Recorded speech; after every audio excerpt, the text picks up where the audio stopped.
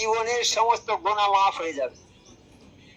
তাহলে রোজাদারকে, একটা রোজাদারকে যদি আমরা ইফতার করাই, তাহলে আমাদের দোজখের আগুন থেকে আল্লাহ নাজাত দেবে আর আমাদের জীবনের গুনাহ সব মাফ করে দেবে।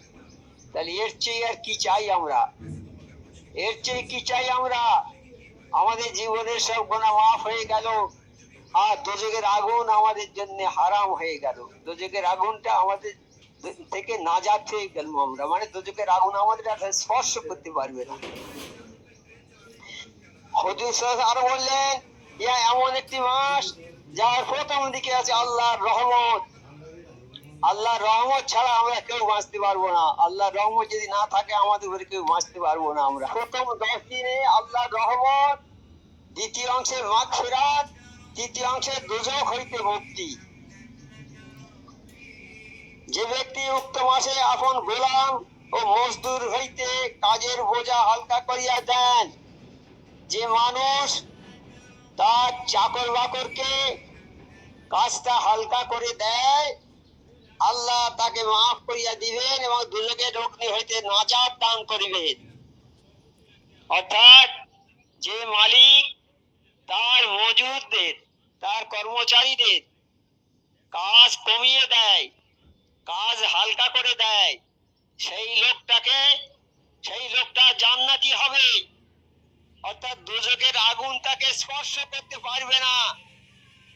হুজুর আরো বলিলেন, 4 কাজ রমজান মাসে বেশি করিয়া করিবে। 4টে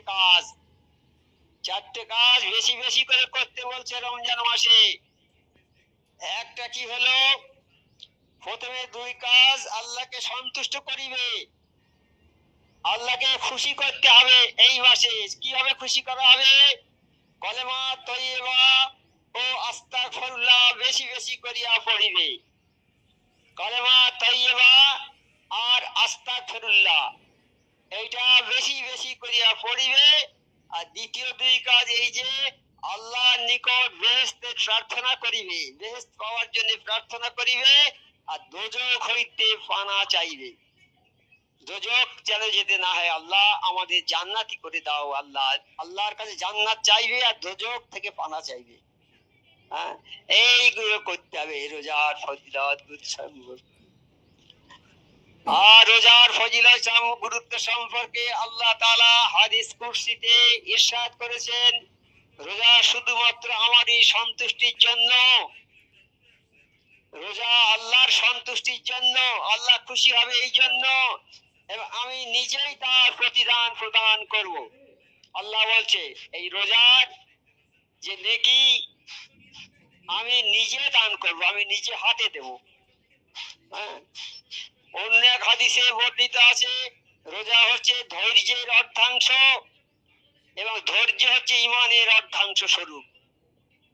এ সম্বন্ধে অত্র হাদিস কুরসিতে বলা হয়েছে, রোজাদারের মুখের গন্ধ আল্লাহর নিকট মেক্স অম্বরের চেয়ে সুগন্ধি।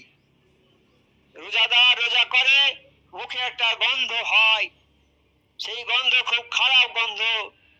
মানুষের পাশে বসলে মানুষ বসতে পারে না, কিন্তু আমার আল্লাহর কাছে ওই গন্ধটা